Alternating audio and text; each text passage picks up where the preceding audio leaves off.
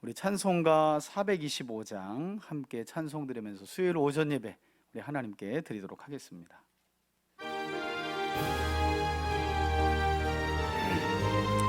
오늘도 드려지는 우리의 예배가 주님의 뜻을 이루는 예배가 되길 원합니다 하는 마음으로 찬송합시다.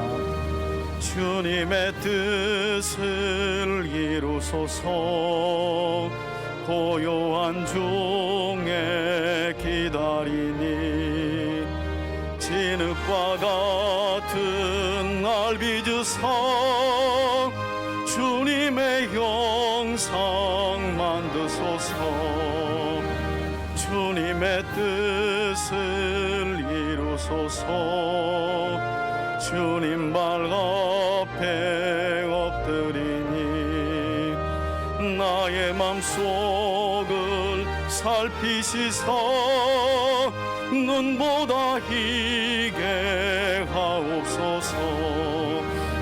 주님의 뜻을 이루소서. 병들어 몸이 피곤할 때 권능의 손을 내게 펴서 강건케 하여 주옵소서. 주님의 뜻을 이루소서. 온전히 나를 주장하사멘. 주님과 함께 동행함을 만민이 알게 하옵소서.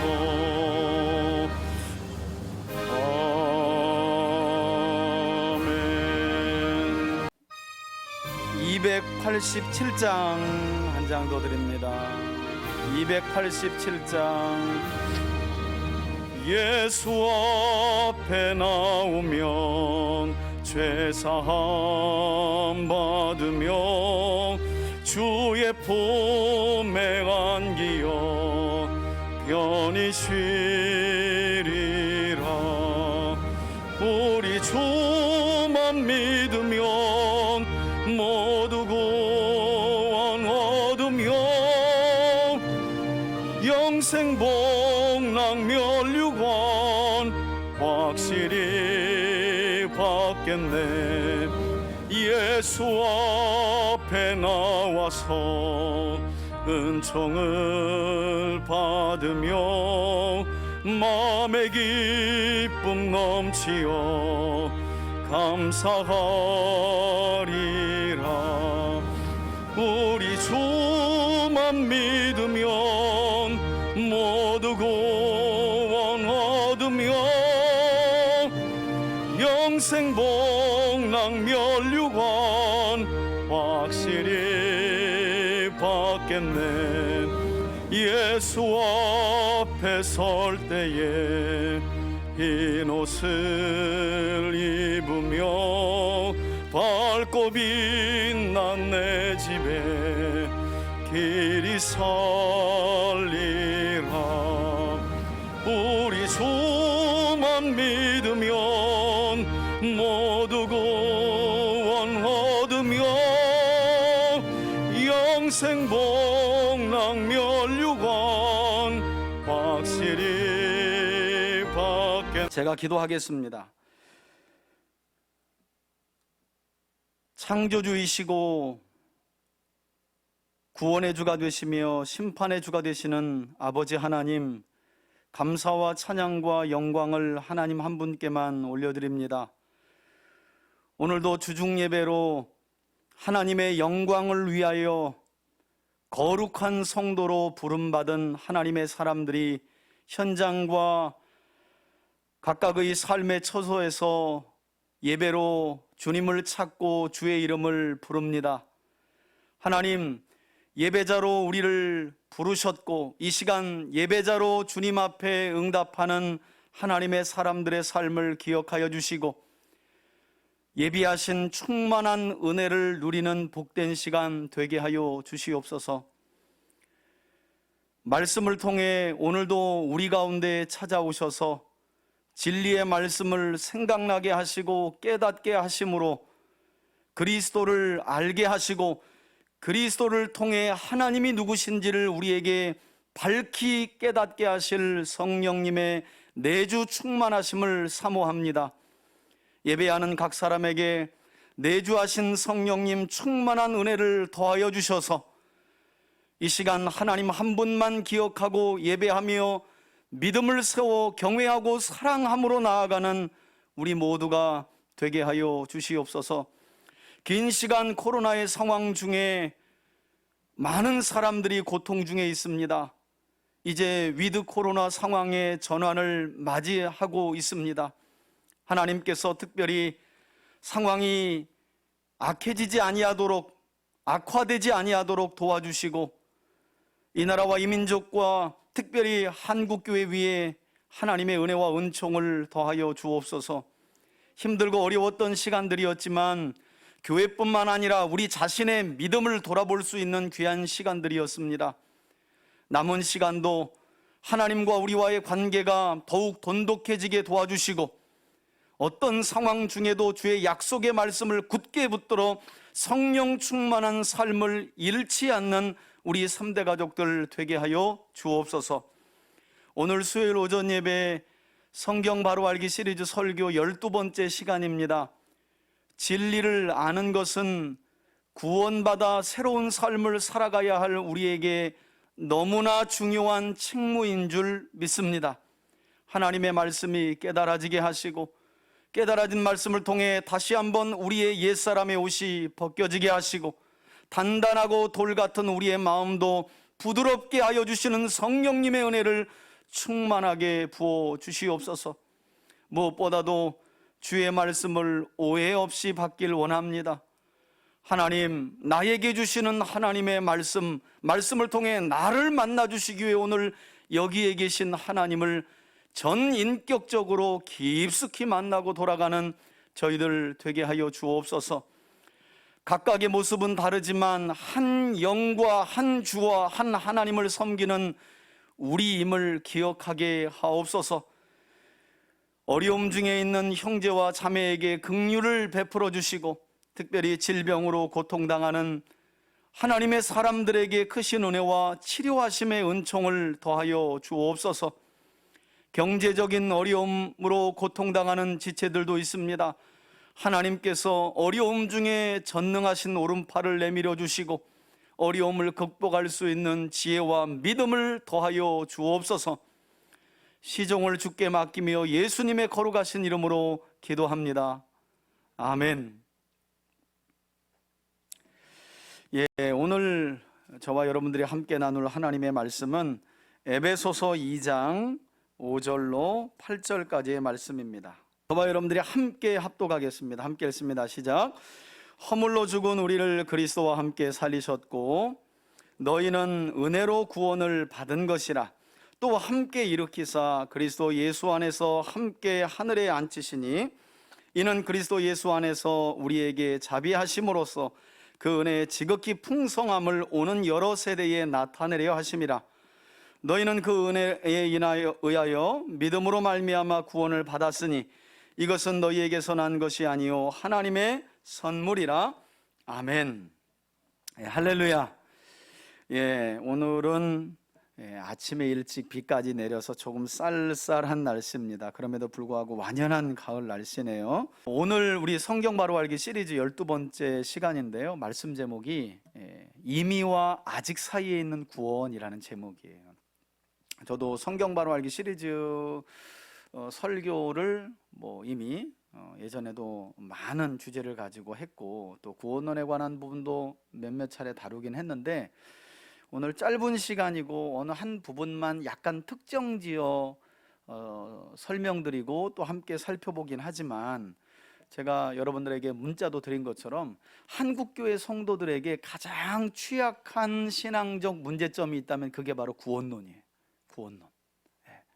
이것은 초신자나 신앙생활이 오래되신 분이나 마찬가지. 가장 취약한 부분이 구원론이에요. 그래서 여러분 이단들, 속출하는 이단들의 성향을 보면 전부 다 구원론을 공격하고 있어요. 그만큼 한국교회에 속한 성도들의 구원론이 아주 취약하다는 거예요. 오직하면 구원파라는 이단이 생겨서 당신 구원 받았습니까? 언제, 며칠 날, 어떻게 받았느냐고 물어보니까 당황스러운 거예요. 왜냐하면 구원론에 대해 그리 생각을 해본 경험이 없거든요. 교회 오기 전에 영접기도 하고 사형리 통해서 예수님이 누구시고 내가 죄인인지 깨달았습니다. 이 시간 예수님 제 마음에 오셔서 저의 구세주가 되어주세요. 아멘. 형제님 자매님 이제 하나님의 자녀가 되었습니다. 구원 받으셨습니다. 이렇게 사실은 좀 말도 안 되게 우리 신앙생활이 구원과 함께 시작되다 보니까 일생에 이건 뭐 우리의 발목을 잡고 있는 그런 신앙적인 고질병과 같은 문제가 바로 이 구원론이 아닌가 생각이 드는데, 그런 점에서 오늘 설교는 여러분들이 정말 잘 들으셔야 합니다. 오늘 설교 제목도 뭐라고요? 이미와 아직 사이에 있는 구원. 그러니까 오늘 제목에서 벌써 제가 뭘 얘기하려고 하는지, 성경이 무엇을 우리에게 구원에 관하여 어떤 사실을 가르쳐 주는지 알 수 있죠. already 그러나 not yet이에요. 이미 받았지만 아직 완성되지 않은 구원.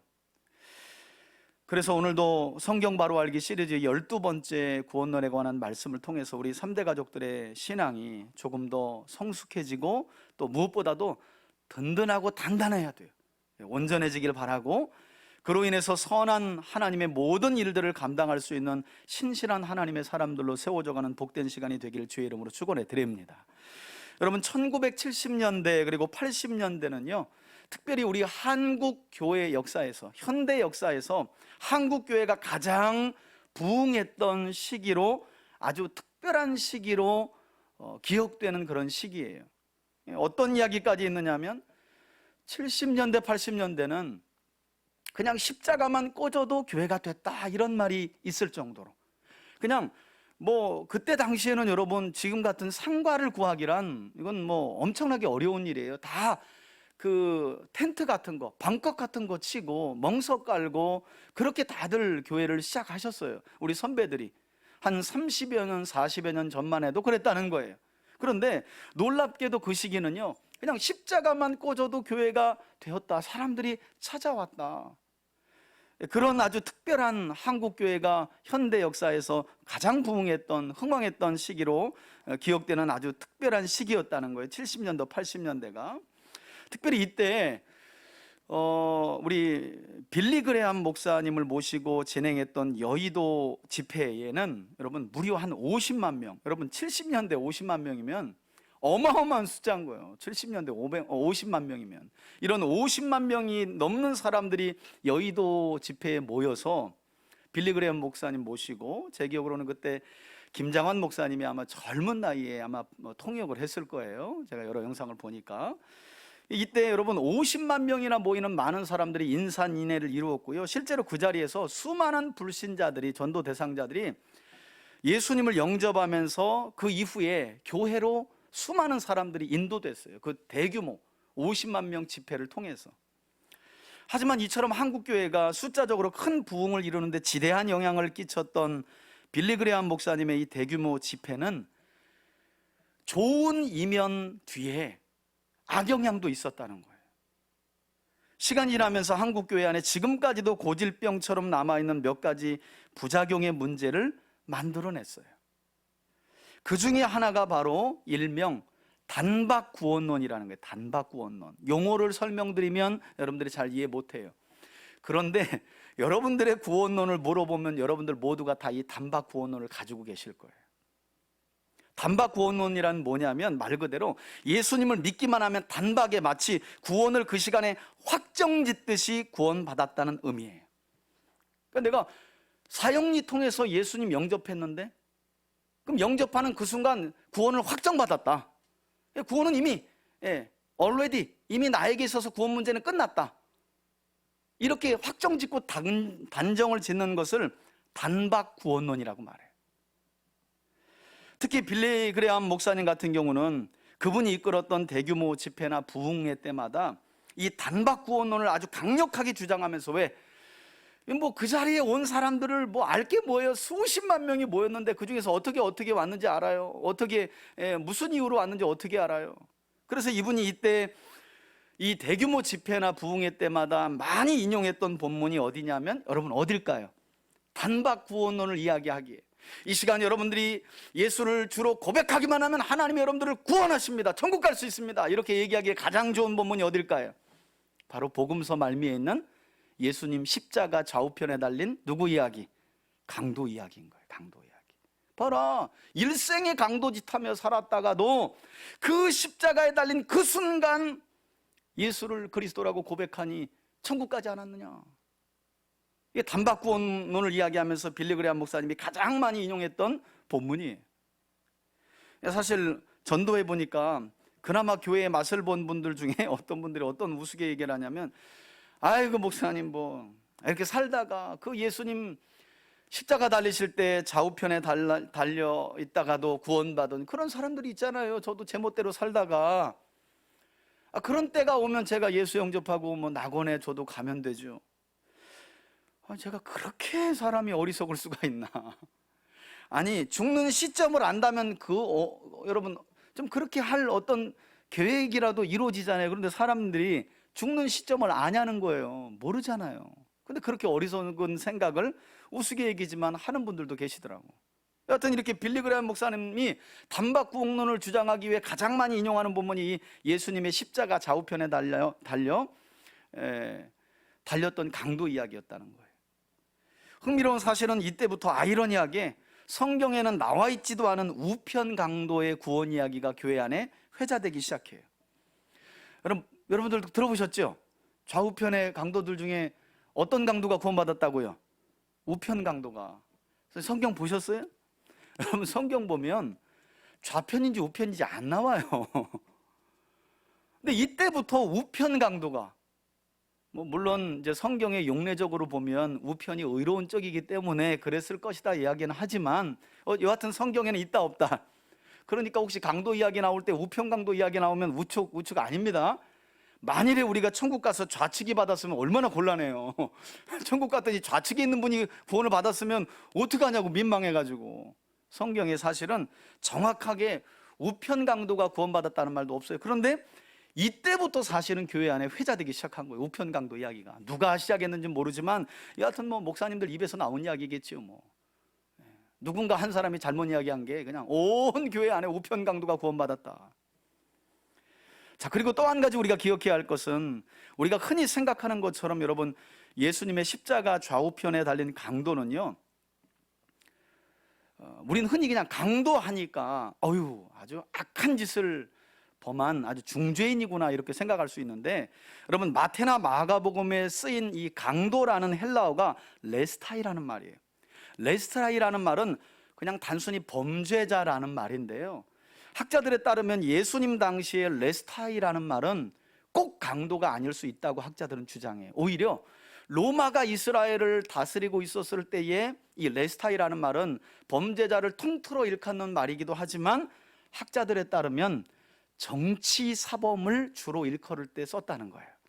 그러니까 그때는 이스라엘이 계속해서 무장혁명을 일으켰거든요. 로마로부터의 독립을 꿈꾸기 위해서. 그 대표적인 사람이 바로 바라바 같은 사람이잖아요. 그래서 빌라도가 무죄한 예수님을 풀어주려고 유월절 절기가 있는데, 관례대로라면 중죄인 하나를 풀어주는데 아무리 봐도 예수님이 죄가 없거든요. 그러니까 예수를 좀 내가 이 유월절 절기를 맞아서 너희에게 특사로 풀어주려고 하노라. 그러니까 막 대제사장들과 유대인들이 난리버거지를 피워가지고 차라리 누구를? 바라바를 풀어줘라. 이 바라바가 바로 게릴라처럼 무장혁명을 일으킨 사람이었거든요. 그런 사람 중에 한 사람들로, 그런 사람들 안에 속한 사람들로 이 강도가 속해 있다라고 학자들은 주장한다는 거예요. 그래서인지 흥미롭게도 누가복음에 보면 용어가 달라져요. 마태 마가는 누가까지 공간복음이거든요. 그런데 마태 마가는 이 강도를 레스타이라는 말로 썼고요, 누가복음은 강도라고 말하지 않아요. 그냥 행악자. 헬라어도 달라요. 분명하게 강도라면 용어가 다 똑같아야 되는데 용어가 달라요. 그냥 범죄자 이렇게 용어를 사용하고 있다는 거예요. 그러니까 여러분 제가 뭘 말씀드리려고 하냐면, 그냥 멋대로 살고 강도로 살아도 십자가에서 그냥 단박에 구원받을 수 있다라고 하는 것은 우리의 잘못된 착각이라는 거예요. 이 사람들은요, 정치 사범일 가능성이 많고요, 어떻게 해서든지 하나님이 이스라엘을 독립시켜 하나님의 나라를 이루기 위해 어쩌면 나름대로 무장 독립을 통해서 이렇게 그 일을 이루려고 하는 전혀 신앙과 무관한 사람들이 아닐 가능성이 많다는 거예요. 우리는 흔히 내가 내 멋대로 살고 싶다, 나중에 뭐 예수님 믿고 구원받고 싶으니까 이 강도들이라고 아주 그냥 확신하면서 사는데, 그렇지 않아요. 이 사람들은 여러분, 메시아가 오길 기다리고, 그래서 하나님 나라가 이루어져서 이스라엘이 로마로부터 독립하길 간절히 소망했던 그런 정치 사범일 가능성이 많다는 거예요. 그러니까 그 뒤에 나오는 본물들이 술술술 읽혀져요. 우린 뭐 밑도 끝도 없이 그냥 강도가 구원받았다, 그러니 우리도 뭐 이렇게 대충 살다가 어느 때에 그냥 깊은 회심이 오면 구원받으면 되지, 뭐 구원을 완성하면 되지, 뭐 이런 생각을 하는데, 이건 있을 수 없는 일이라는 거예요. 그러므로 빌리 그레함 목사님의 주장처럼 예수님과 함께 십자가형을 선고받았지만 최종적으로 낙원을 약속받아 구원을 받게 된 이 강도는요, 아무런 믿음도 없는데 그냥 즉흥적으로 그 앞에서 당신의 나라가 임할 때 나를 기억하소서, 이 한마디에 그냥 뿅 하고 낙원과 천국으로 들어간 단박 구원론의 가장 큰 보상을 받은 사람인가? 그렇지 않다니까요.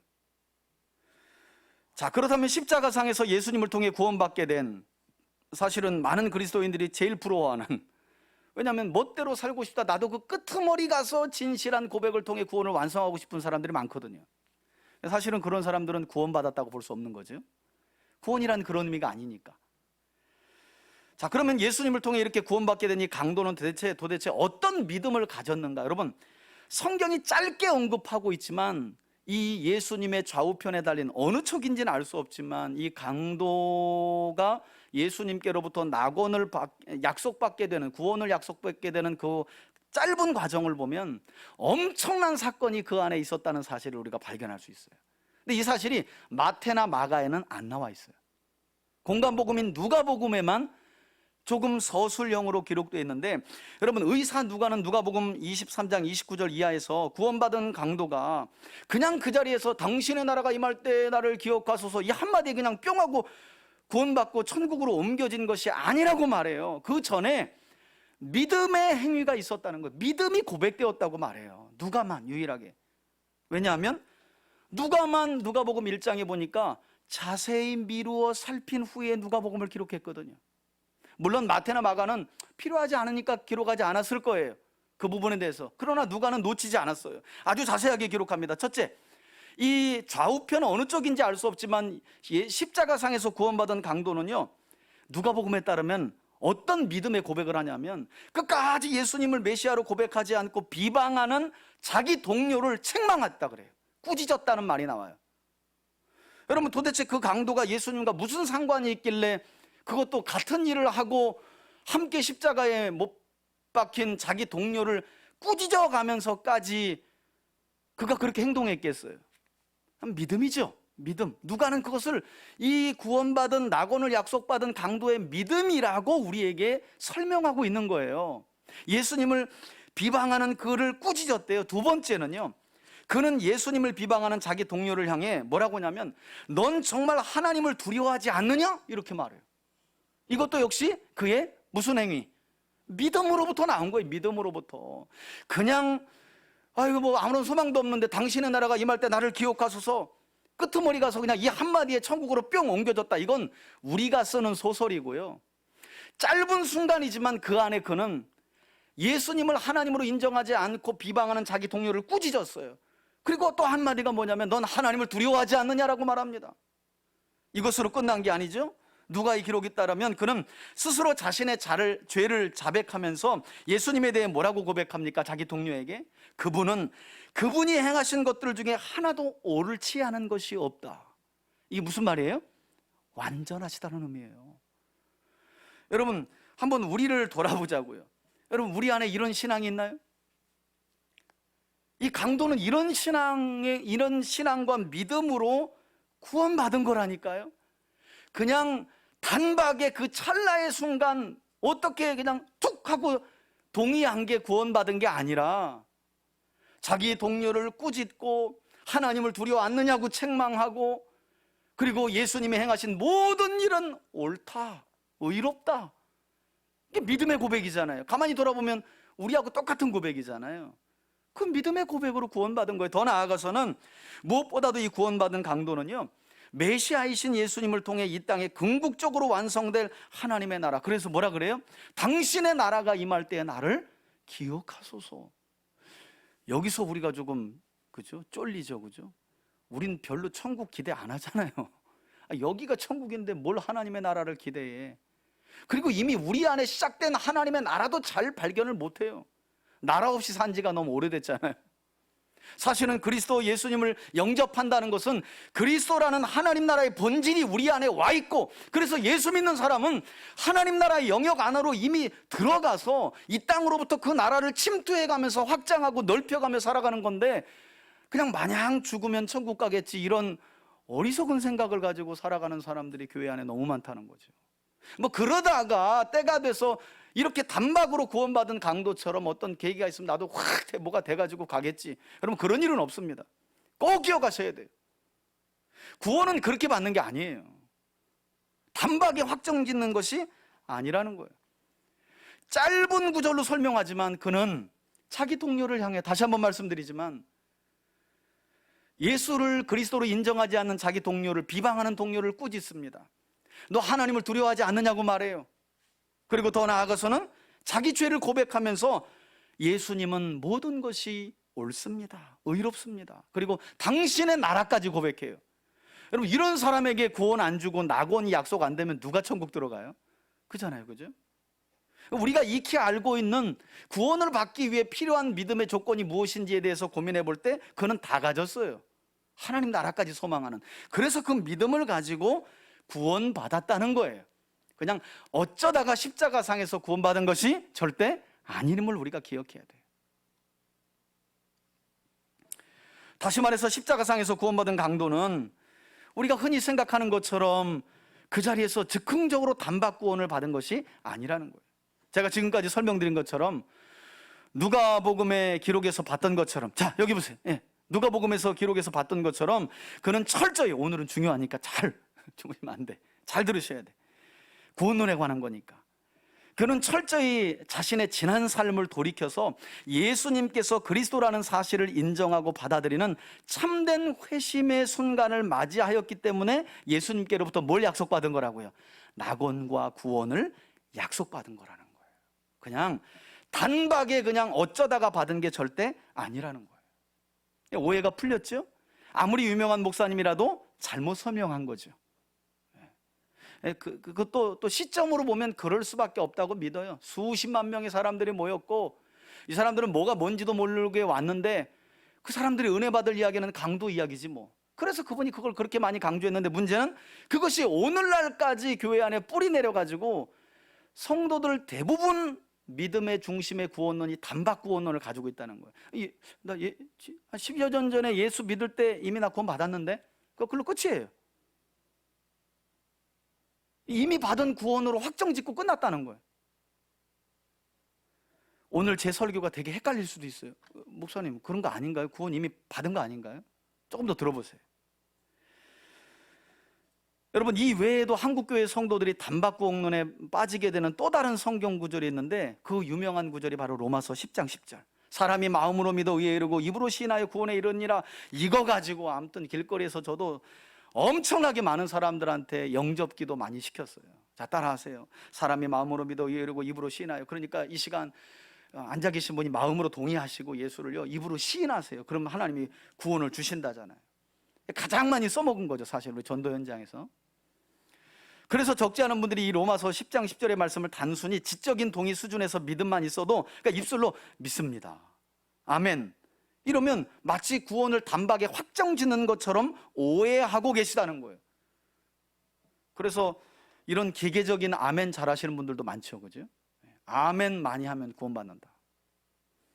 그러나 사도 바울이 로마 교회를 향해 로마서 10장 10절에서 언급했던, 여러분, 마음은요, 마음으로 믿어 의에 이르고 입으로 신하여 구원받는다는 말에서 이 마음이라는 의미는 헬라어로 카르디아라는 말인데요, 이게 히브리어로 레브라는 말이에요. 히브리어 레브는 심장이에요, 심장. 그러니까 마음으로 믿는다는 것은 심장, 곧 사람의 가장 깊숙한 내면, 사람의 본질적인 중심, 그리고 최종적인 의사결정의 자리, 이걸 조금 더 쉽게 말하면 전 인격으로 믿는다는 거예요. 그냥 내가 죄를 지은 것 같네, 예수님이 그렇게 오셨다고, 나 동의해. 여러분, 이래서 받는 게 아니라, 시인도 마찬가지죠. 입으로 시인하라니까 그냥 예수님 오시옵소서, 이 시간 저는 죄인입니다, 예수님의 이름으로 기도합니다. 아이고 형제님 자매님 구원받으셨습니다. 이건 너무 웃긴 얘기예요. 여러분, 구원은 그렇게 받는 게 아니에요. 여기에서 말하는 입으로 시인한다는 것도 단순히 그냥 자기 스스로 개인적으로 믿습니다 하는 게 아니라요. 여러분, 1세기 당시만 해도 예수를 주로 고백한다는 것은 생명을 내놓는 일이었어요. 그래서 회중 앞에서, 공중 앞에서 시인하는 걸 말해요. 그러니까 여기 입으로 시인한다는 말은 그냥 아멘 잘하고 제가 예수 믿습니다 입으로 시인하는 게 아니라 세상에서의 삶 속에서 삶의 증거로 믿음이 나온 순종의 열매를 드러내는 그런 사람들에게 하나님이 구원을 주신다는 말이라는 거예요. 입술의 동의가 아니라, 지적인 마음의 동의가 아니라 전 인격으로 예수를 주로 받아들여서, 입술의 시인이라는 건 믿음으로 나온 순종의 행위를 말해요. 나 혼자 있든지 많은 사람들 앞에 있든지 사람들이 보든 안 보든 중요하지 않게 예수를 주로 고백하는 삶을 사는 사람들에게 하나님이 구원을 주신다는 거지. 동의해요, 아멘. 입으로 시인해요, 예수님 영접합니다, 구원 받으셨습니다. 여러분, 그렇지 않다는 거예요. 구원은 그렇게 단박에 이루어지는 게 아니에요. 오직하면 우리나라에서 세계적으로 유명한 복음주의 학자인 김세윤 박사님이 뭐라고 했냐면, 한국교회 성도들을 가리켜 대부분 다 구원파가 가진 구원론에 빠져있다, 이렇게 일침을 가했어요. 여러분, 김세윤 박사는 전 세계적으로 유명한 복음주의 학자예요. 심각하다는 거죠. 그만큼 한국교회 성도들의 구원론이, 나 예수 영접했는데요, 나 구원받은 거 아닌가요? 그래서 그 뒤에는 그냥 구원은 저기서 접어놓은 문제인 거예요. 그냥 사실은 그게 아닌데, 구원은 그렇게 이루어지는 게 아닌데. 그래서 이분이 좀 어려운 말이지만 이런 이야기를 해요. 한국교회 성도들은 법적인 칭의, 그러니까 예수 그리스도를 믿을 때 하나님이 너는 이제 죄인이 아니라 의인이야 라고 하는 법적인 칭의로서의 구원만 붙잡지, 그 법적 칭의 이후의 구원의 과정 속에 이루어져가는 관계적 칭의, 하나님과의, 구원받은 사람이니까 하나님과의 관계가 돈독하고 하나님을 닮아가는 모습이 있어야 되잖아요. 진짜 구원받은 사람이라면. 이거 없다는 거예요. 그러니까 심각한 거죠, 사실은. 이 학자의 얘기가 그냥 내뱉는 이야기가 아니라는 거예요. 그러니 오직하면 구원파나 다름없는 믿음을 가졌다고 일침을 가하겠어요. 다시 말하면 이 김세윤 박사님은 한국교회 성도들이 회심한 이후에 예수 그리스도를 믿을 때 받은 임의라는 구원에만 기억할 뿐, 나 이미 예수님 영접했는데요, 나 이미 구원 받았는데요, 여기에만 갇혀있지 완성될 아직이라는 구원에 대해서는 무관심하고 무감각하다는 거예요. 여러분, 저와 여러분은 지금도 하나님이 이미 과거에 주신 구원을 이루어 가고 있는 줄 믿으시길 바랍니다. 그래서 어떤 경우에는 성경을 가지고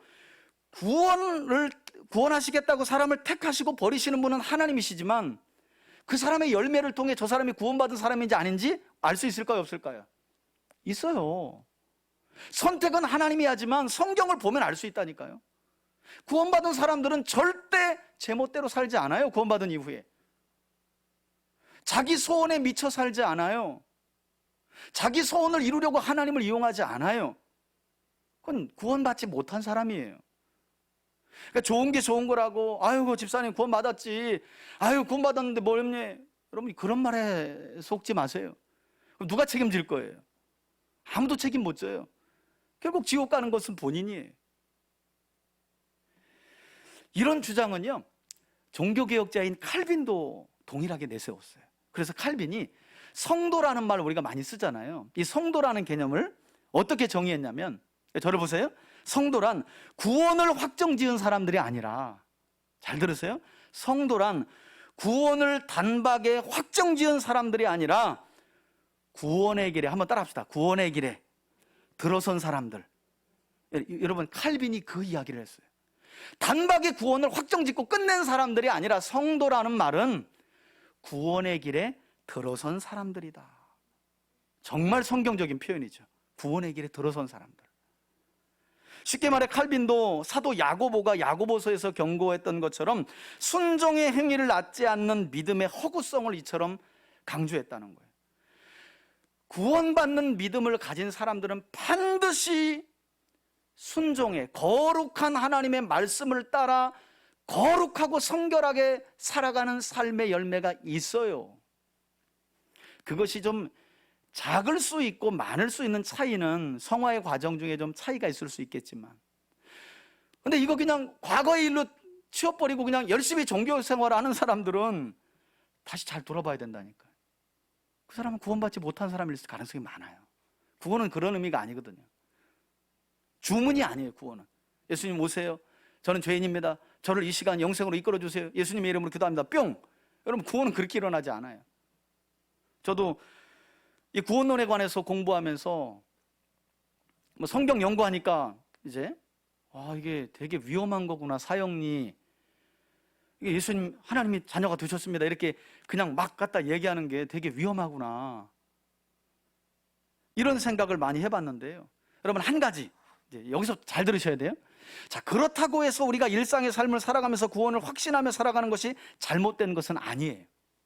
그래서 우리는 그런 점에서 얼마든지 구원의 확신을 가지고 구원을 받았다라는 과거적인 의미를 고백할 수 있어요. 나는 구원받았다, 이렇게 말할 수는 있어요. 왜냐하면 예수 그리스도를 통해 하나님께서 주신 이 구원은 이미 우리 삶에 어디에서 일어난 일이에요? 과거에서 시작된 일이기 때문에 나는 구원을 받았다. 그러나 확정할 수 없는 거예요. 왜냐하면 그 받은 구원은 지금도 어떻게 이루어져 가고 있고, 어느 때 완성될 거니까? 그리스도의 재림 때 완성될 거니까. 여러분, 우리가 잊지 말고 유념해야 할 것은 오늘 서두에 우리가 에베소서 2장 5절에서 8절 말씀 봤잖아요. 여기 보면, 목사님 무슨 말씀이세요? 에베소서에서 바울은 교회론 이야기할 때 성도들에 관한 말씀을 하고 있는데 다 구원 받았으니, 받았나니 과거형으로 말하는데요. 여러분, 여기 외에는 거의 없어요. 신약 성경을 보면 구원을 과거형으로 기록하는 본문은 여기밖에 없어요. 거의 많지 않아요. 오히려 신약 성경을 펼쳐보면 구원은 언제나 현재형과 미래형으로, 즉 완성을 향한 진행형의 모습으로 대부분 기록하고 있다는 거예요. 그러니까 예수 믿을 때 당신은 구원 받았습니다, 끝! 구원을 이렇게 설명하지 않아요. 그렇게 시작된 구원은 오늘도 이루어져 가고 있고 미래의 어느 날 그리스도의 재림을 통해 완성될 것입니다 라고 성경은 너무나 명확하게 현재와 미래를 더 강조해 가면서 우리의 구원의 완성을 설명하고 있다는 거예요. 그러므로 우리는 이단에 속한 구원파 사람들이 즐겨 묻는 것처럼 이런 질문을 우리가 조심해서 해야 되겠죠. 집사님 구원 받았어? 성도님 구원 받았어요? 이렇게 말하는 건 여러분 구원파적인 질문이에요. 왜냐하면 구원은 그렇게 단번에 확정지어 말할 수 있는 게 아니니까.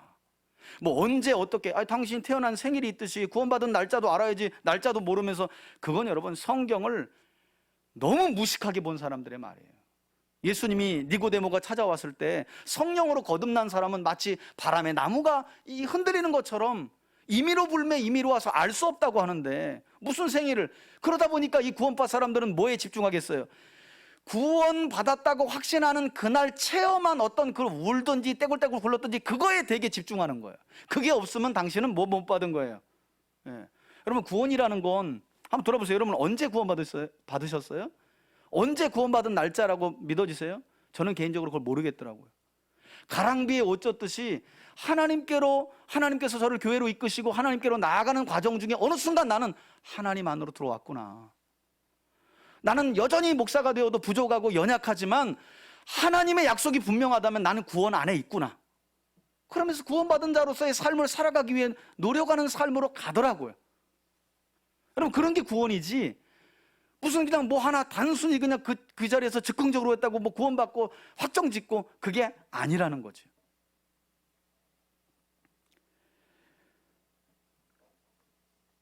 그래서 어떻게 그럼 우리가 질문할 수 있느냐? 구원에 관해 우리 스스로에게나 주변 사람들에게 이렇게 물어볼 수 있죠. 구원받았습니까가 아니라 구원 안에 머물고 계십니까? 오히려 그게 성경적이에요. 당신은 하나님이 이미 당신의 삶에 그리스도를 통해 시작하신 구원 안에 머물고 계십니까? 또 당신은 구원받을 것이라고 믿습니까? 미래에 완성될 일이니까 그렇게 묻는 것이 사실은 성경적인 거죠. 여러분, 성경은 구원을 표현하는 데 있어서 대부분의 시제와 정점을 과거가 아닌 미래에 두고 있다는 사실을 기억해야 돼요. 예수 믿을 때 뿅 하고 그냥 구원을 확정 짓는 거 아니에요. 여러분, 구원은 그때 시작된 것이고요, 지금도 이루어져 가고 있고 미래의 어느 날 그리스도의 재림을 통해 우리에게 시작하신 구원은 하나님이 끝을 내실 거예요. 구원, 성경이 말하는 구원은 그런 구원이에요. 그래서 우리가 잘 아는 구절 있죠. 사도 바울도 빌립보 교회 성도들을 향해 뭐라고 말해요? 4장 12절에 보니까 항상 복종하여 두렵고 떨림으로 너희의 뭘 이루라. 예, 현재 진행형이에요, 구원은. 그러니까 뭐 지금 뭐 바짝 뭐 한다고 나 구원받았다고 교만 떨 일도 없어요. 그 자랑한다고 구원받는 것도 아니에요. 기분에 취해 있는 거지. 또 지금 잠깐 시험 들고 믿음에서 미끄러졌다고 에휴 나는 구원 못 받았나 봐, 이것도 성경을 모르는 거예요. 여러분, 목사인 저도 지난날 믿음의 과정을 보면 업다운이 있잖아요. 하나님 계신가? 나 진짜 죽으면 천국 갈 수 있나? 이런 믿음의 의심을 수도 없이 해요. 그러면서 구원을 이루어가는 거예요. 어느 한 정점에 확정되는 것이 구원이 아니라는 거예요. 구원은 쭉 오늘날 우리 현재 삶 속에서도 미래를 향해 이루어져 가고 있다는 거예요. 그래서 바울이 두렵고 떨림으로 너희 구원을 이루라. 아니, 구원이 과거에 일어난 일이라면 바울이 이렇게 말하면 안 되죠. 너희가 이미 구원 받은 이야기를 왜 해요? 근데 아니잖아요, 그죠? 한마디로 구원이란, 잘 들으세요, 과거의 시점에서 예수님을 믿을 때 단박에 이루어져 확정받는 것이 아니라 회심한 후 그리스도인이 되면서 구원은 시작된 것이고, 그래서 칼빈이 아까 뭐라 그랬다고요? 성도란 구원의 길에 들어선 사람. 그죠? 예. 여러분, 톨게이트 딱 들어가서 경부고속도로 타려고 부산 가는 방향으로 딱 들어섰어요. 그럼 이 차는 어디 가요? 중간에 나가지만 않으면 부산 가는 거잖아요. 거기서 막 대구 가면 어쩔까, 막 또 저쪽에 뭐 파주로 가면 어떨까, 그런 사람이 있어요? 아니, 경부고속도로를 탔는데? 그런 바보 같은 사람이 어디 있어요? 톨게이트 이미 지나가지고 경부선 딱 탔으면 나가지만 않으면 부산이지. 그걸 의심할 게 뭐가 있어요? 의심하는 사람이 등신이지. 아니, 경부선 타고 부산으로 가는 표지판을 딱 탔는데 이거 파주 가면 어떡하나, 부산 갈 때까지 막 이렇게 떨어봐. 그럼 중간에 빨리 나가서 병원을 가야 되잖아요. 이미 타면 가는 거지. 우리에게 하나님이 주신 약속이라는 게 그런 거라는 거예요. 그러나 어떻게 해요? 구원은 가야 되는 거죠. 톨게이트 들어서서 부산 방향으로 들어섰다고 부산 간 건 아니잖아요.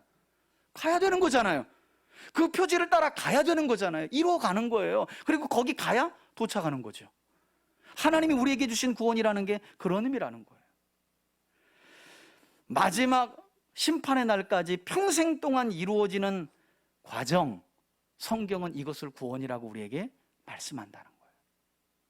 그렇기 때문에 성경은 하나님께서 예수 그리스도를 통해 우리에게 주신 구원이 이미와 아직 사이에서 이루어져 가고 있다는 사실을 기억하면서 이미에만 머물러 있지 말고 제발 현재의 삶 속에 선한 일들에 힘쓰고 미래를 향해 회개에 합당한 열매를 끊임없이 맺어가 두렵고 떨림으로 뭘 완성하라고요? 구원을 완성하라, 이렇게 말씀한다는 거예요. 조심스럽더라고요. 또 이 이야기를 하면 가뜩이나 흔들리는 여러분들의 구원론이 가뜩이나 불안한데, 뭘 하면 안 불안하고 뭘 안 하면 불안한데 거기다가 또 불을 지펴가지고 나 구원 못 받았나 이런 생각 갖게 할까 봐. 여러분, 제가 지금 뭘 이야기하는지 대략 이해하셨죠? 그죠? 예. 단박 구원론이라는 건 없어요. 그리스도를 믿을 때 이미 우리 안에 시작된 과거의 구원이 지금 현재의 삶 속에 선한 삶을 살아가며 이루어져 가고 있고 회개에 합당한 열매를 맺어가며 마지막 날 그리스도의 재림을 통해 우리의 구원은 어떻게 완성되는 거예요. 완성되는 거예요. 그러니 구원파라는 이단이 엄청나게 웃긴 짓을 하고 있는 거죠. 이런 구원론에 아주 연약한 성도들을 파고들어 가지고 아니다 구원은 확정 짓는 거야. 너가 구원에 대한 확신이 없는 건 구원 못 받아서 그래. 그리고 기도하자 하고 성경 공부하자 하고, 그래서 뭔가 확신이 들으면 이제 너 구원 받았다고, 오늘 기억하라고. 오늘이 네 영적으로 생일이니까. 웃긴 일이죠. 여러분, 그 사람요 그렇게 교회 다니다가 한 달만 나중에 무슨 일로 인해서 교회 안 나가잖아요. 뭐가 흔들릴까요? 구원론이 또 흔들리는 거예요. 여러분, 구원은 그렇게 흔들렸다 말았다 하는 게 아닌데, 아니 구원 받을 때 언제 우리 행위가 1%라도 들어간 게 있어요? 없잖아요. 그리스도의 보혈의 피로, 그분의 구속의 은혜로 우리가 구원이 시작되었지. 지금은 어떨까요? 지금 우리가 현재의 삶 속에 구원의 약속을 믿고 선한 삶을 살아가는 것도 전부 다 우리의 행위인가요? 아니죠. 우리를 이끌고 계신 예수를 주로 끝까지 믿고 오늘날 삶에서도 너는 구원받은 하나님의 자녀답게 선한 삶을 살아가야 한다라고 우리 안에서 이끄시는 성령님의 은혜로 우리가 사는 사람들 아니에요. 성령의 사람들. 그리고 마지막 때에 그리스도를 마주할 때 이 구원이 완성되는 거예요. 성경이 말하는 구원은 그런 거예요. 바라기는 우리 3대 가족 모두가 예수 그리스도를 믿는 믿음을 통해 하나님께서 과거에 이미 주신 구원의 약속을 신뢰하되, 그러나 그 구원의 약속을 굳게 붙잡고 두렵고 떨림으로 현재의 삶을 살아가셔야 됩니다. 이제 구원은 따놓은 당상이니까 그렇지 않아요. 구원받은 사람들은 예배에 힘씁니다. 기도에 힘씁니다. 하나님 말씀을 읽는 것에 힘씁니다. 죽어가는 영혼들을 볼 때 주님의 마음을 가지고 애타게 전도합니다. 무엇보다도 그 우편에, 우편 강도라네. 저도 이거 하도 인식돼가지고 다 설명해 놓고 또 여기서 우편이라네. 십자가상에 달렸다가 구원을 약속받고 낙원을 약속받은 강도처럼 당신의 나라를 기다리며 사는 사람들인 거예요. 구원받은 사람들의 삶은 그런 거예요. 저는 그런 점에서 여러분들이 현재의 삶 속에서 두렵고 떨림으로 구원의 약속을 붙들고 또 그리스도의 재림을 통해 이 땅에서 미래에 완성될 구원을 확신해가며 살아가는 우리 3대 가족들이 되시길 예수님의 이름으로 축원해 드립니다. 아멘. 이제는 우리 주 예수 그리스도의 은혜와 하나님 아버지의 사랑과 성령의 교통하심이, 예수 그리스도를 통해 우리에게 선물로 주신 하나님의 구원은 이미와 현재를 지나 그러나 아직 사이에 있다는 사실을 기억하고 구원의 약속을 기억하며 현재의 삶 속에 선한 삶에 힘쓰고 미래에 완성될 구원을 소망하기로 나아가는 우리 교우들 머리머리 위에 이제로부터 영원토록 함께 계실지어다. 아멘.